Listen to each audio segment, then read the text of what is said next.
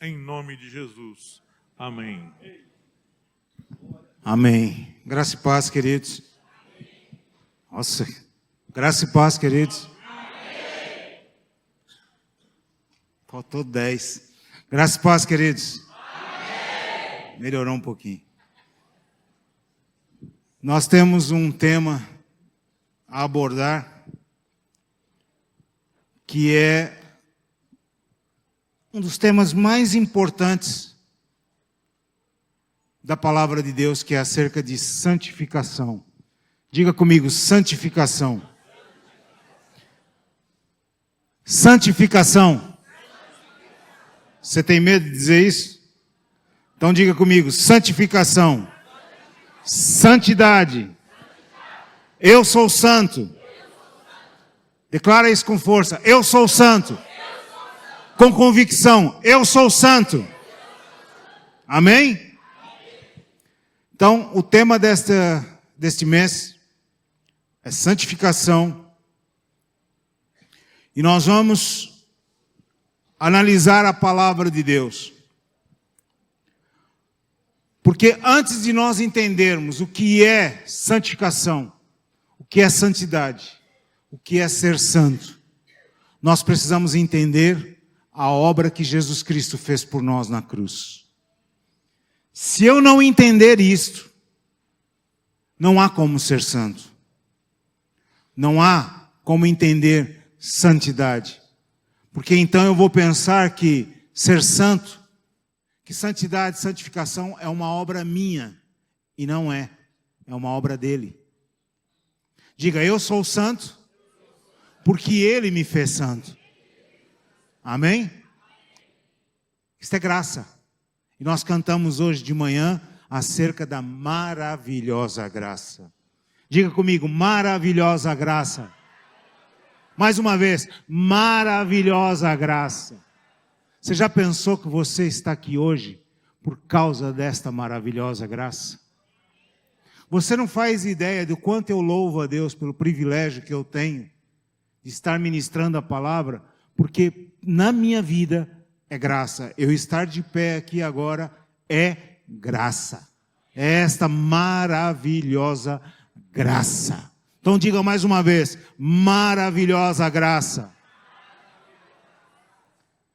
Hebreus 12, 14 diz o seguinte: segui a paz com todos e a santificação, sem a qual, quem verá o Senhor? Vamos dizer todos juntos? Segui a paz com todos e a santificação, sem a qual ninguém verá o Senhor.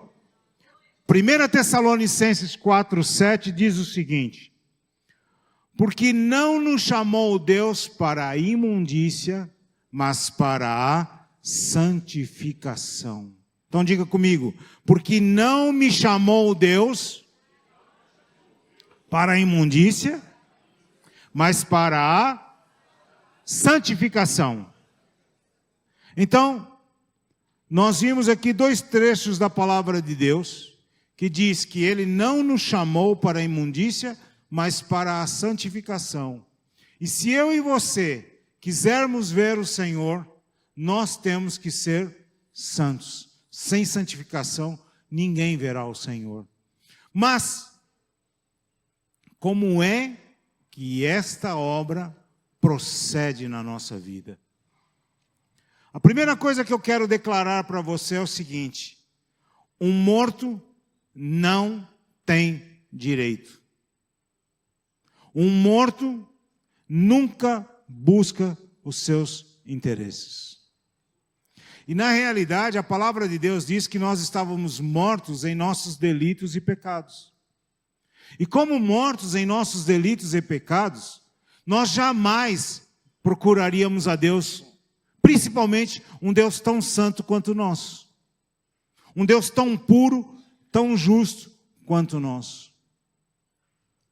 Somente através da obra de Jesus Cristo lá na cruz do Calvário, somente através desta obra, é que nos foi aberto o acesso para termos intimidade, comunhão conhecimento do nosso Deus. Somente sendo crucificado, passando pela cruz, somente através da cruz, é que nós temos acesso ao nosso Deus. O crucificado com Cristo manifesta em todo lugar a essência de Deus, que é o amor, que consequentemente manifestará em cada um de nós o fruto do Espírito, que é o que está lá em Gálatas 5, 22 e 23. Só através do sangue de Jesus Cristo, que foi derramado lá na cruz, através do seu sacrifício, é que nós obtemos perdão completo dos nossos pecados. E é através deste sangue que o Senhor nos vê. É através deste sangue que Ele te enxerga. É por causa desse sangue que você está aqui nesta manhã. É por causa da obra que Jesus realizou naquela cruz que cada um de nós está aqui hoje, neste lugar. O pecado, ele é uma desgraça na vida do homem. Eva não conhecia pecado. E mesmo sem conhecer o pecado, ela foi enganada pelo diabo. Imagina nós que conhecemos o pecado. Imagina eu e você que tivemos o desprazer de conhecer o pecado. O risco que nós corremos sem Cristo nas nossas vidas. Eva não conhecia, Adão não conhecia o pecado, conhecia um Deus santo e justo, um Deus maravilhoso. E no entanto o diabo chegou com aquela conversinha e enganou o casal. E por causa de um homem, o pecado entrou na humanidade. Imagina eu e você hoje, que conhecemos o pecado e sabemos o estrago que ele faz na nossa vida. Nós sabemos que o pecado, ele faz separação entre Deus e o homem. Por quê? Porque o pecado nada mais é do que desobediência e transgressão à vontade perfeita de Deus. Diga comigo, pecado é desobediência e transgressão à vontade perfeita de Deus. Onde há pecado, Deus não está. Onde o pecado habita, Deus não está. Por quê? Porque há incompatibilidade. É igual você misturar óleo e água. Uma gota de óleo inutiliza 100 litros de água. Uma gota de pecado inutiliza o seu relacionamento com Deus. Prejudica o seu relacionamento com Deus. Nós precisamos entender que antes de nós sabermos o que é ser santo, antes de nós entendermos o que é santificação, o que é santidade, nós precisamos entender a obra que Jesus Cristo realizou lá na cruz do Calvário por nós. Isso é imprescindível. Quando nós falamos desta graça e carregamos neste tema, é porque a graça, ela é um diamante precioso que nos foi dado. E a cruz é a lapidação desse diamante. Quando nós passamos pela cruz, aquele presente que Deus nos deu, ele é lapidado, ele se transforma num objeto de grande valor. Sabe, queridos, nós precisamos ter muito cuidado nos nossos dias. Muito cuidado. Porque Deus não quer uma igreja corrompida. Deus não quer uma igreja composta de pessoas mentirosas. Deus não quer nos nossos dias Ananias e Safira. E nós não podemos nos esquecer de uma coisa, que Ananias e Safira não foi num tempo passado. Ananias e Safira foi no tempo da graça, que é o mesmo tempo que nós estamos vivendo hoje. E aquele casal, que era um casal da igreja, um casal fervoroso, assíduo, porque se não fosse, eles não iriam querer fazer a oferta. Mas alguma coisa de errado tinha naquele casal. Eles observaram todo mundo semeando, todo mundo dando as suas ofertas. E aí eles pensam, olha, nós também vamos fazer. Mas nós vamos fazer da seguinte maneira, a gente não vai fazer como ele. Nós vamos chamar a atenção para nós vamos chamar os holofotes para nós. Só que nós vamos reter a oferta. De vez nós darmos 1.000, nós vamos dar 500. Mas para todos os efeitos, nós estamos dando a nossa oferta. Nós estamos fazendo o que todo mundo está fazendo. Mas quando chegou diante do apóstolo Pedro, Pedro olhou primeiro para um e disse, por que você deixou o diabo enganar o teu coração? Ninguém falou nada para Pedro. O Espírito Santo falou para ele, olha, esse casal aí está com o coração errado. Primeiro o homem, depois veio a mulher. Diga-me, vendeu por tanto? Sim, vendemos por tanto. Para encurtar a história, está aí o pé dos que enterraram o seu marido, eles vão enterrar você também. Quando foi que aconteceu isso? Na época da lei? Na época da graça, queridos. Época da graça. E por que isso? Porque Deus é santo e não admite mentiras. Diga comigo, Deus é santo. Mais uma vez, Deus é santo e não admite mentiras.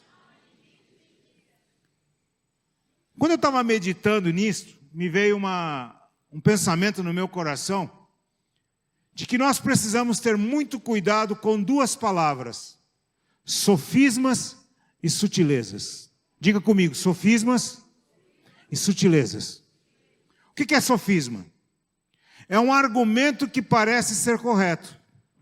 Parece que está tudo certinho. Mas que na verdade é enganoso e leva ao erro. O que é sofisma? O que é sutileza?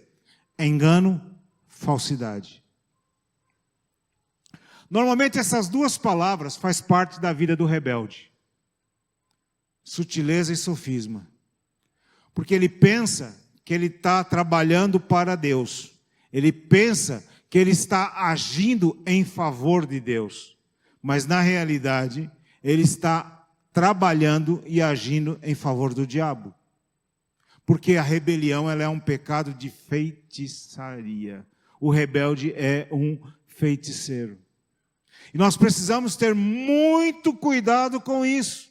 Precisamos ter muito cuidado com pessoas que se dizem irmãos e que na realidade eles vêm com conversinhas, vêm com distorções, vêm com papos que não são de acordo com a palavra de Deus. Ah, mas eu gosto muito desta pessoa. Cuidado com aquele que dizendo-se irmão, for devasso, beberrão, roubador, enganoso e por aí afora. Cuidado com essas pessoas.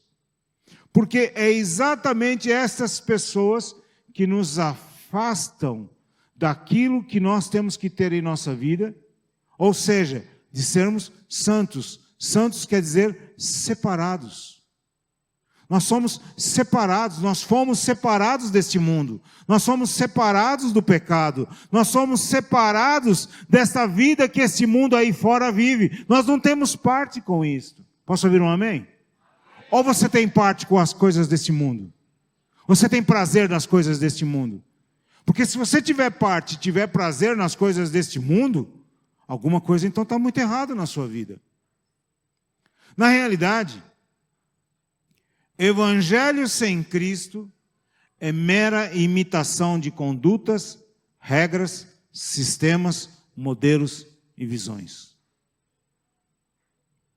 A religiosidade é algo extremamente perigoso. Uma pessoa ela pode vir à igreja todos os domingos, todas as quartas-feiras, vir domingo de manhã, domingo à noite, vir à quarta-feira à noite, ir em reuniões de orações e ser apenas um religioso.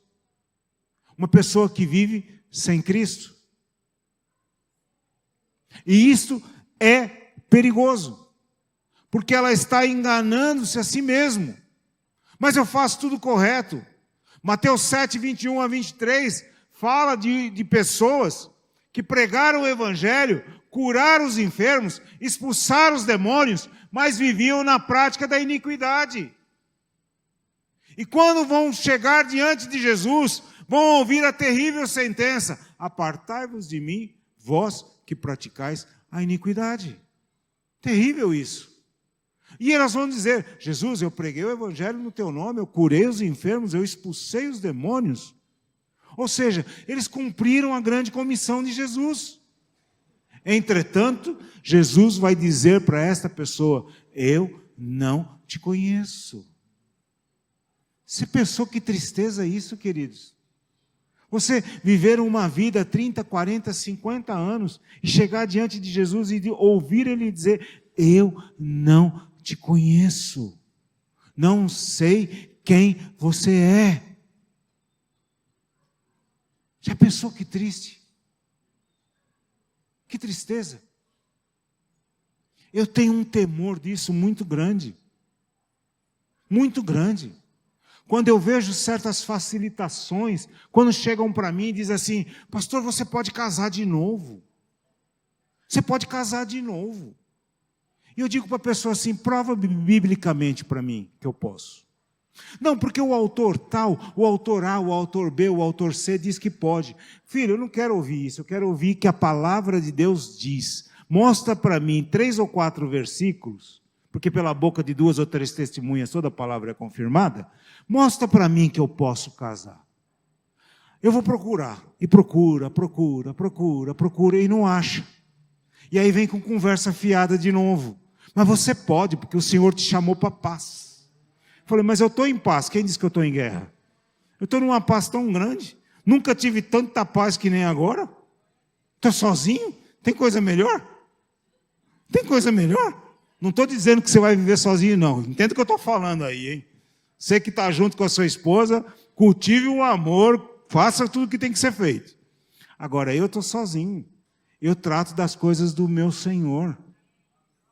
O marido trata das coisas da esposa, a esposa trata das coisas do marido. Eu, como não tenho esposa, eu trato das coisas do meu Senhor.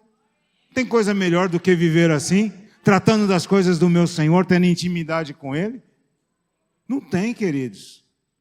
Há certos problemas que vocês têm que eu não tenho, e dou graças a Deus por isso. Eu, por exemplo, não preciso participar de reunião de casais. Os encontros de casais eu não tenho que participar, não tem com quem. Aí você pensa: e ele está chateado? Estou nada, estou tão feliz. Por quê?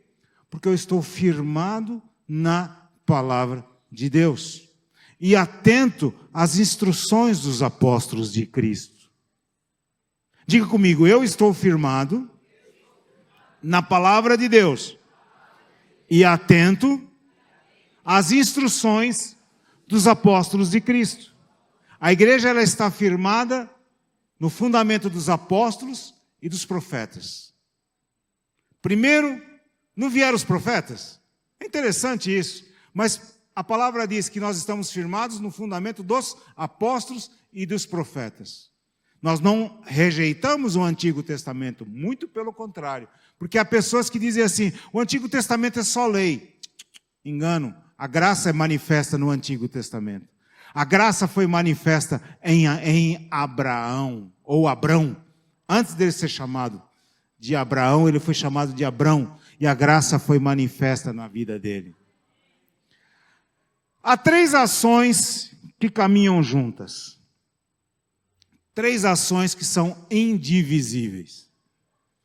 E que têm a ver com a santificação. Então diga comigo: santificação, perfeição e justificação. Justificação, eu joguei a bola para o pastor Nilo, né? Joguei a bola para ele, a gente estava conversando essa semana, e eu digo: está aí nós estávamos trocando algumas ideias, algumas impressões acerca da palavra, e a gente tem que compreender o que é cada ação dessa na nossa vida. Primeiro, a santificação, que é o nosso tema. O que é santificação? É o ato, estado e processo de se tornar santo. Ato, estado e processo de se tornar santo. É realizada na vida do salvo pela ação do Espírito Santo. A santificação não é um ato de autoria sua. É um ato de autoria do Espírito Santo na nossa vida. É Ele quem nos torna santo. É Ele quem nos torna separados para Deus. Por isso que essas três palavras, elas caminham juntas. E elas são indivisíveis. Porque a santificação é o ato, estado e processo de se tornar santo, realizado pelo Espírito Santo. E à medida que nós formos transmitindo a palavra, hoje e no próximo domingo, você vai compreender isto. A perfeição, segundo o dicionário bíblico, quer dizer o seguinte: é o estado ou qualidade de maturidade espiritual. Diga comigo, maturidade espiritual. Então, quem que é a pessoa perfeita? É alguém que tem maturidade espiritual. É alguém que é crescido espiritualmente. Isso é que é ser perfeito. O que é ser perfeito? É ser crescido espiritualmente. Diga, ser perfeito é ser crescido espiritualmente. Todos nós fomos crianças um dia, nós somos bebês, mas nós crescemos. E as nossas atitudes hoje não são as mesmas atitudes de quando nós éramos crianças. Se o pastor Nilo, com a idade que ele tem, agir como uma criança, a pastora Márcia vai olhar para ele e dizer: meu marido não está bem da cabeça. Alguma coisa está errada. Por que espiritualmente nós permitimos que as pessoas ajam como crianças eternas? É interessante porque quando nós olhamos um ser humano que está vivendo uma vida, já tem 30, 40, 50 anos de idade, e parece um bebezão, nós achamos esquisito, não é? Mas nós não achamos esquisito quando um homem espiritual, uma mulher espiritual com 30, 40, 20 anos de cristão, haja como criança. A gente acha que isso é normal? Não é normal. Não é normal. É por isso que muitas vezes nós dizemos que ninguém é perfeito. Por quê? Porque não há maturidade espiritual. Os autores, os dicionaristas, os biblicistas, dizem que perfeição não é a ausência de pecado. Mas, e eles dizem que a perfeição absoluta só existe em Deus. E que nós devemos sim ser perfeitos em amor. Devemos amar uns aos outros, amar a Deus sobre todas as coisas e amarmos uns aos outros. Nós estudamos aqui acerca da unidade. Durante um mês inteiro, estudamos sobre a importância da unidade. Mas há uma situação que nós precisamos prestar atenção. Em Gênesis, capítulo 17, versículo 1, Deus apareceu a Abraão e disse a Abraão o seguinte: anda na minha presença e sê perfeito. Diga comigo, anda na minha presença e sê perfeito. Olha para o seu irmão aí do seu lado e diga para ele: anda na presença do Senhor e sê perfeito. O que Deus quis dizer a Abraão? Abraão, anda na minha presença e seja maduro espiritualmente. Seja crescido espiritualmente. Abraão, seja com Abrão, nem Abraão não era ainda não tinha recebido o fôlego de vida, o sopro de vida. Anda na minha presença e ser completo, total, inteiro, são, saudável, sem defeito, inocente e íntegro. Só isso quer dizer perfeito. Diga comigo, completo. Diga comigo, completo, total, inteiro, são, saudável, sem defeito, inocente, íntegro. Isso quer dizer perfeição. Só isso. Simples. Né, Leandro? Simples. Tão facinho. Em nós mesmos é impossível. É impossível. Nem tente. Por si mesmo, nem tente que você vai ficar frustrado. Mas em Cristo é perfeitamente possível. Nosso Senhor é a nossa esperança da glória. Nele é possível nós vivermos isso. E sabe por que é possível nós termos santificação e termos perfeição dentro de nós? Porque nós somos justificados. O que é justificação? Como Deus é incrível. Justificação quer dizer o seguinte: é o ato judicial de Deus, por meio do qual Ele, por sua graça, perdoa os seres humanos da sua culpa. Deus decidiu, como Senhor, como juiz, como Salvador, Ele decidiu: eu vou perdoar o Nilo. Mas ele não merece. Eu perguntei alguma coisa? Eu decidi perdoar o Samuel. É um ato meu, é uma decisão minha, absoluta. E eu assino e revogo o escrito de dívida. Ninguém mais tem dívida para comigo. Eu apaguei a dívida. Acho que você não entendeu. Acho que você não entendeu. O Senhor apagou a sua dívida. Vou falar de novo que eu acho que você não entendeu. O Senhor apagou a sua dívida.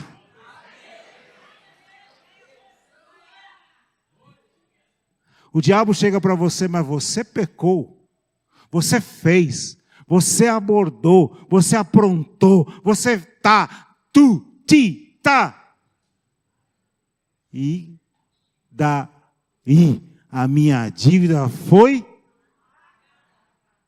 Eu fui justificado. Porque eu fui justificado, eu me tornei santo e perfeito. Por minha causa.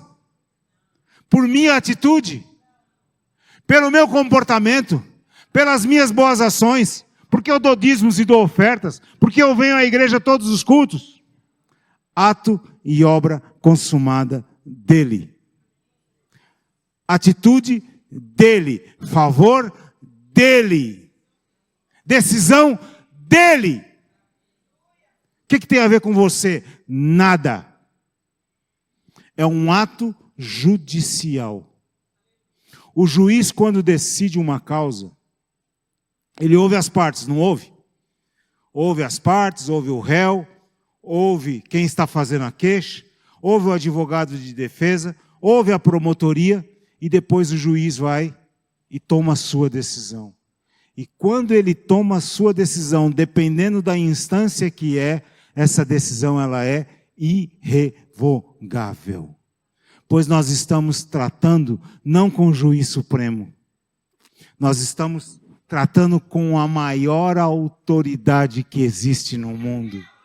E ele revogou a sentença que nos era contrária.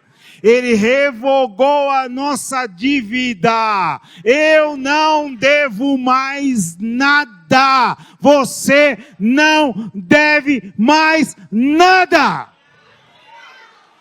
É por isso que você é santo.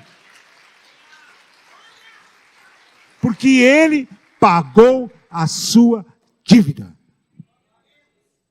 Justificação é isso. Santidade é isso. Perfeição é isso. Nós não somos santos, perfeitos e justificados por nossa causa. É por causa dele. Nós precisamos entender Como é que inicia esse processo de santidade na nossa vida? Porque ninguém consegue a santificação e ser santo sem Cristo.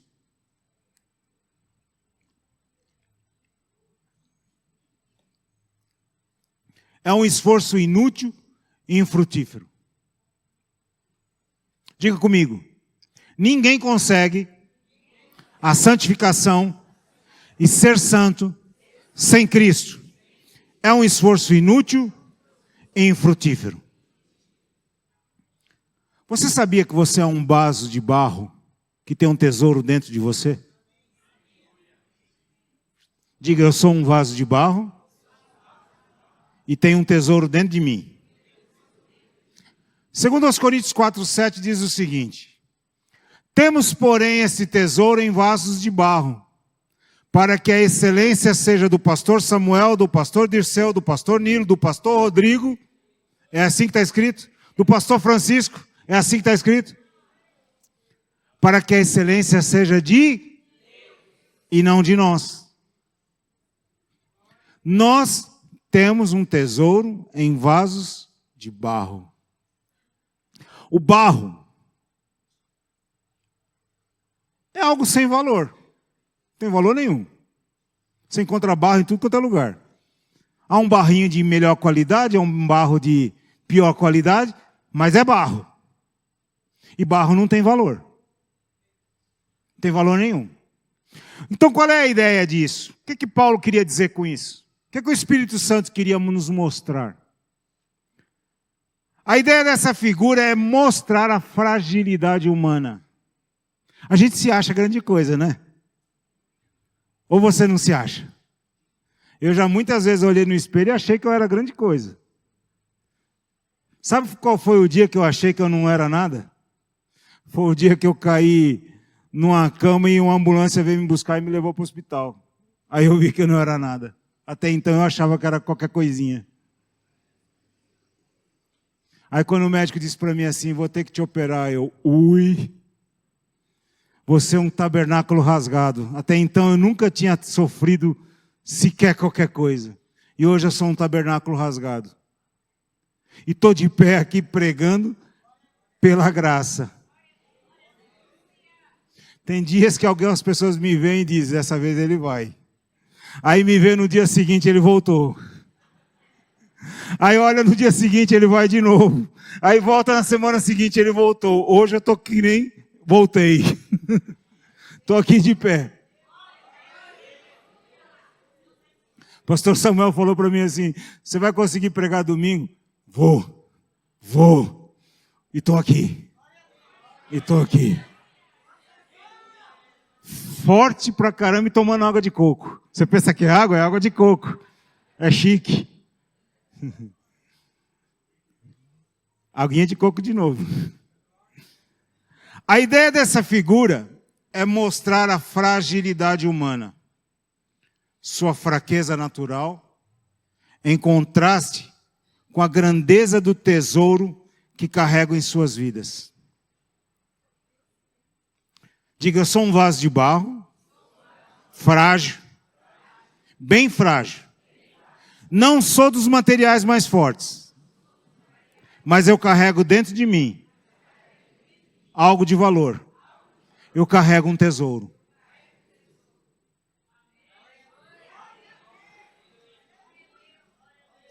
Quantas vezes você se olha para si mesmo? Alguns se acham grandes coisas.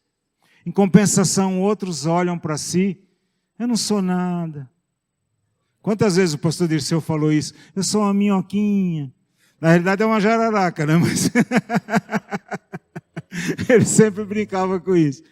Mas as pessoas se acham assim, eu sou uma minhoquinha, eu não sou nada. Eu sou tão frágilzinho, tão fraquinho. E Deus olha para você e diz, realmente, você é fraco, mas eu habito dentro de você. Você, na sua força, você não tem força nenhuma, mas eu habito dentro de você. Se você tivesse um espelho agora, e olhasse para esse espelho, quando chegar em casa, você olha para o seu espelho, E não olha com essa imagem, não. Olha para esse espelho e vê Cristo em você. Olha para esse espelho e vê a imagem de Cristo refletida. Você reflete a imagem de Cristo.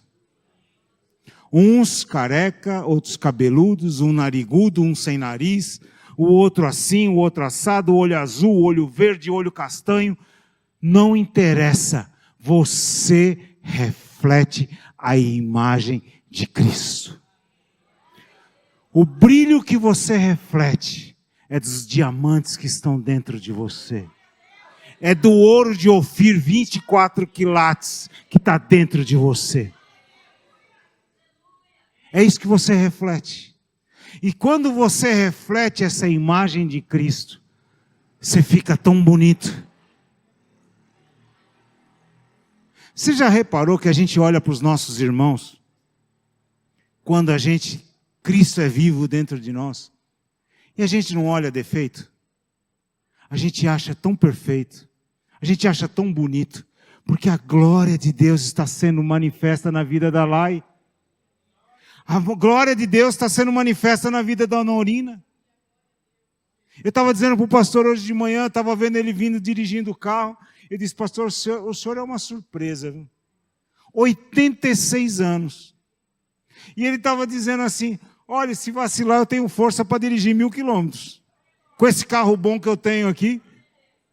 E eu não duvido nada. Eu não duvido nada que é capaz dele pegar 300, 400, 500 quilômetros e dirigir numa boa. E o que é isso? Cristo dentro dele. É Cristo dentro dele. Então você é um vaso de barro que tem um tesouro dentro. E por que é importante esta figura? Para você entender que o valor não está no vaso. O valor está no que está dentro. Por que eu sou santo? Por minha causa? Não, eu sou santo porque o que está dentro de mim é valioso. O que está dentro de você, Francisco, é valioso. Esse que te faz memorizar esses versículos todos, qualquer referência que a gente pede, o pastor Francisco dá, é o que dentro dele? Cristo, a esperança da glória. A palavra é viva dentro dele. Veja que quando ele prega, é tanto versículo que ele solta, eu nunca vi coisa igual. É uma enciclopédia ambulante. Você pergunta, pastor, o que significa isso? O que significa tal palavra? O dicionário, a sopa de letrinha solta. O que é isso? A inteligência que provém do Senhor. A inteligência que provém do Senhor. Diga comigo, o tesouro é maior do que o recipiente.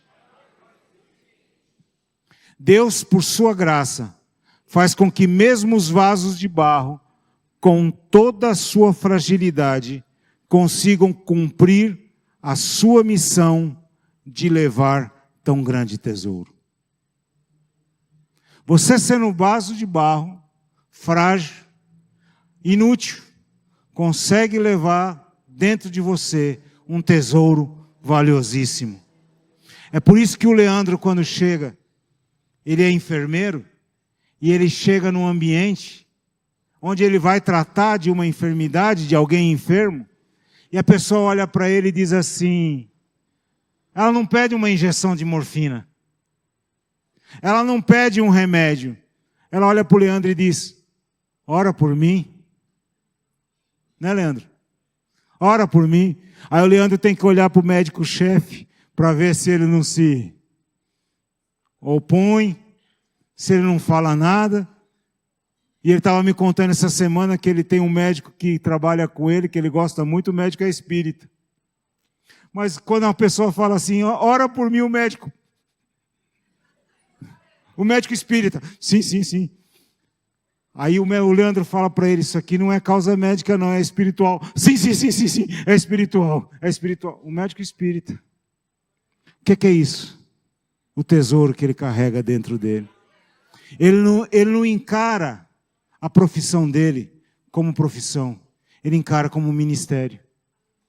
E onde ele vai, Ele vai dar a injeção de morfina, ele vai dar o remédio, mas ele vai dar o tesouro que está dentro dele. Ele vai dar a Cristo. Quantas pessoas estão vivas por causa do testemunho dele? Essa semana ele me contou um testemunho maravilhoso. A prima dele, né? Foi dada como morte cerebral, morte encefálica. E o pai dela bateu o pé e disse, não! O médico ficou bravo com o pai dela. E eles oraram. 4 dias depois, o médico foi lá ver, a moça estava acordada, falando, viva! E o médico disse, íamos enterrar uma mulher viva. Hã? Íamos enterrar uma mulher viva. A mulher não estava morta. Ela tinha os sinais de quem estava morta, mas estava viva. Muitas vezes nós falamos de lutas, de guerras e etc. E muitas vezes nós temos sinais de que estamos mortos. Mas na realidade nós estamos...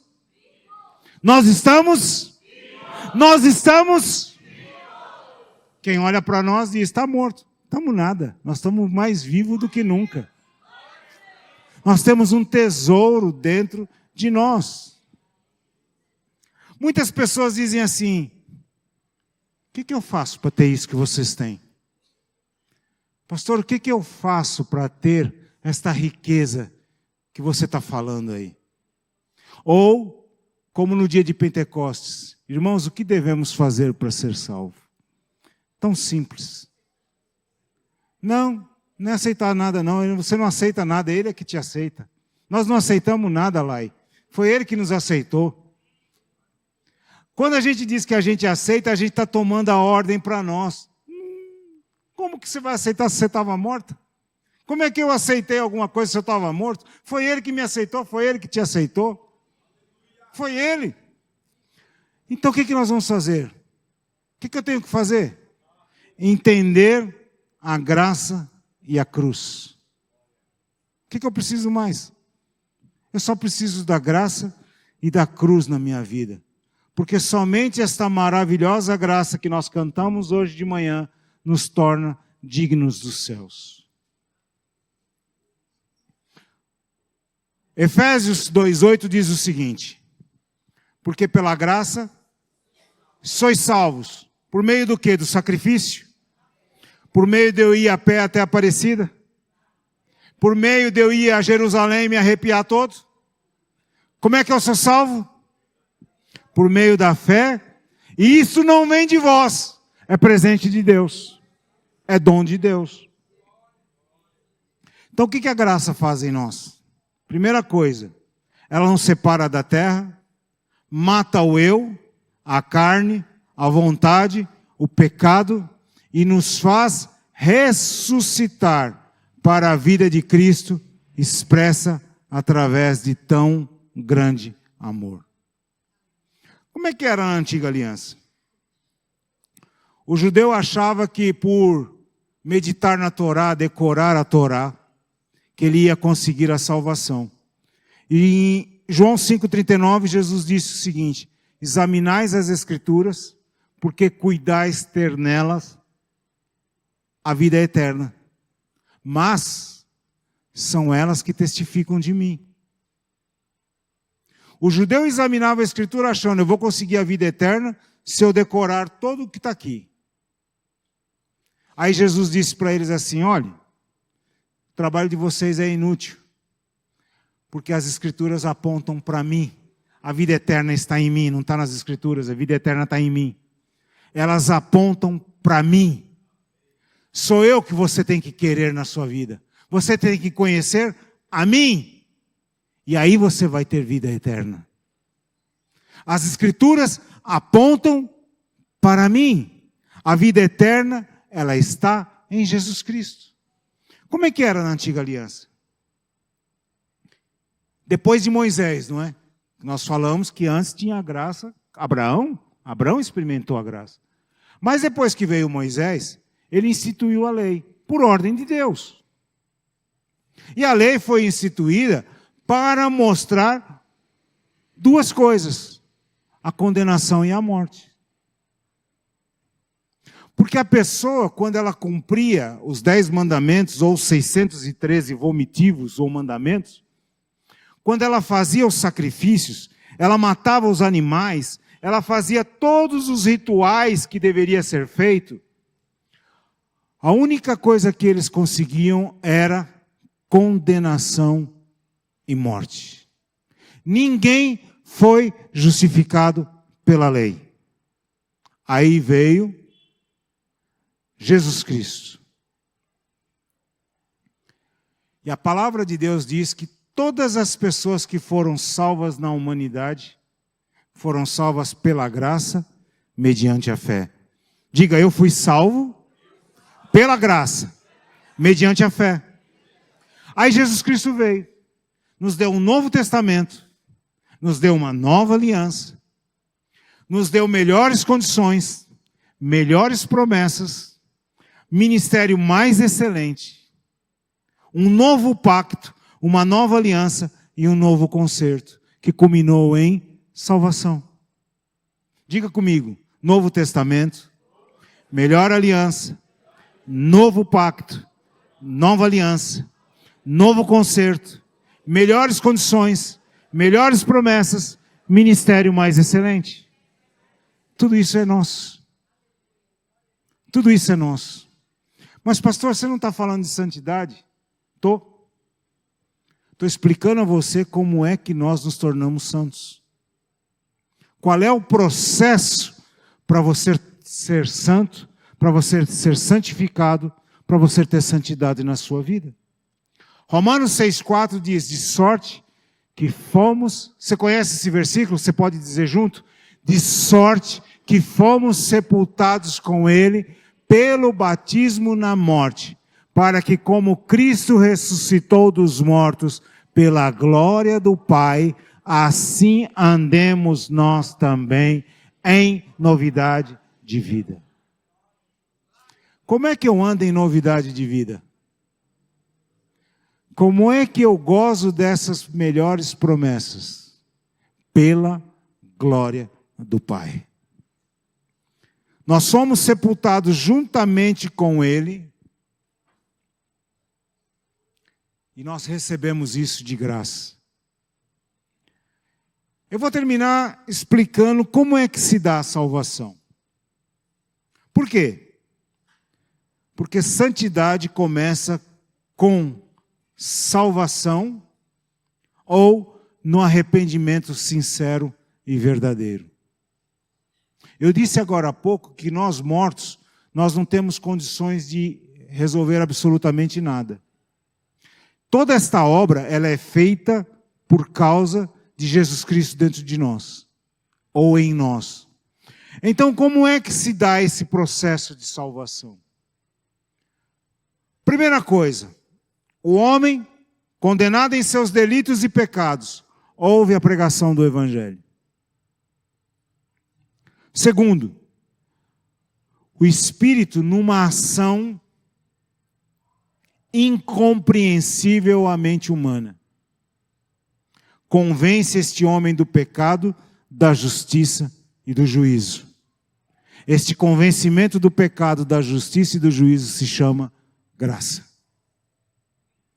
Terceiro, este homem também, por ação divina, é levado a reconhecer o seu pecado e a sentir tristeza por ele, decidindo-se a abandoná-lo, baseando sua confiança em Deus que perdoa.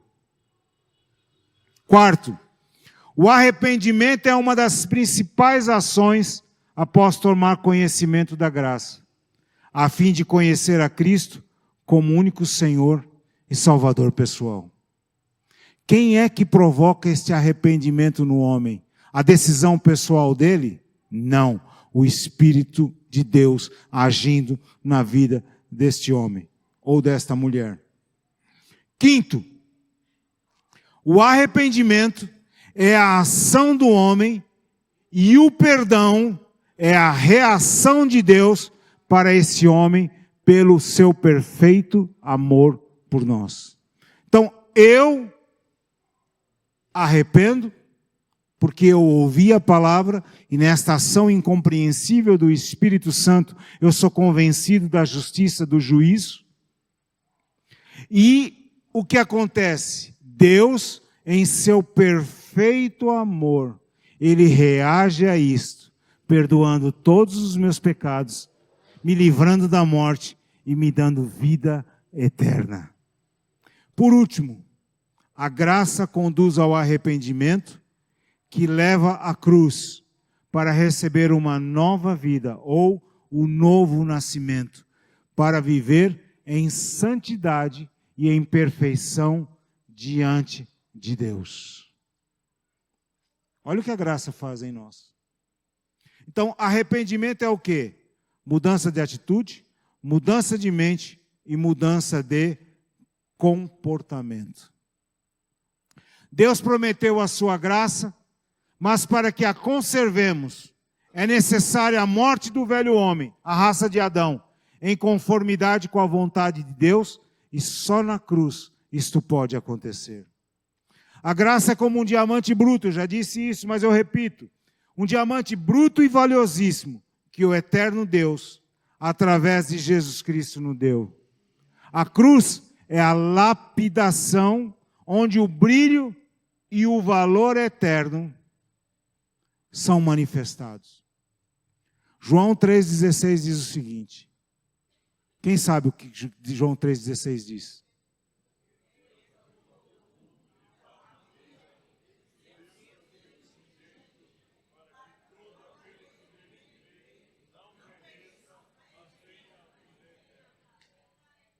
Lembra que justificação é o ato judicial de Deus?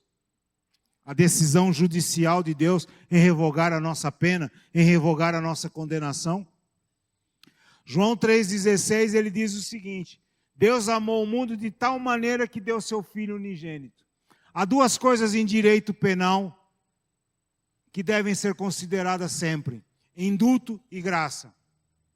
Indulto é um perdão geral. Graça é um perdão solicitado.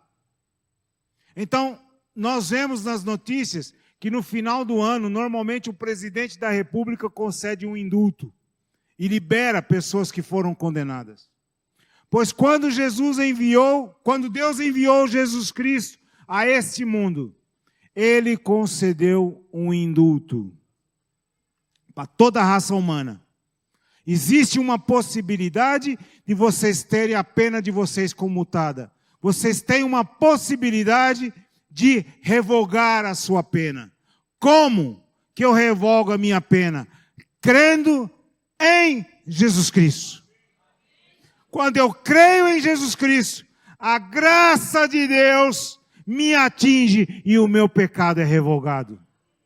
A minha sentença de morte é revogada. Eu saio da morte e venho para a vida.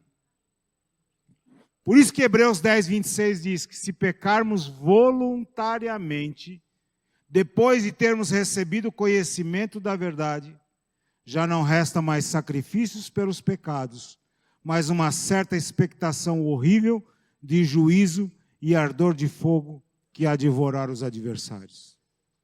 Versículo terrível, não? Hebreus 7, 22 diz o seguinte: de tanto melhor conserto, Jesus foi feito fiador. Sabe o que é o fiador? É aquela pessoa que quando você vai alugar uma casa, o dono da casa diz assim: ô Nilo, sua renda é legal, está tudo certo, mas eu não confio em você. Eu preciso que você me traga alguém que, caso você fale, essa pessoa assuma o compromisso no seu lugar. Aí o Nilo vai ao pastor Dirceu e diz: pastor, o senhor pode ser meu fiador? Ele vai dizer não. Ele vai dizer não. Mas vamos supor que ele dissesse sim. Ele assume a dívida no lugar do Nilo. Se o Nilo sumir amanhã ou depois, quem vai pagar a dívida é ele.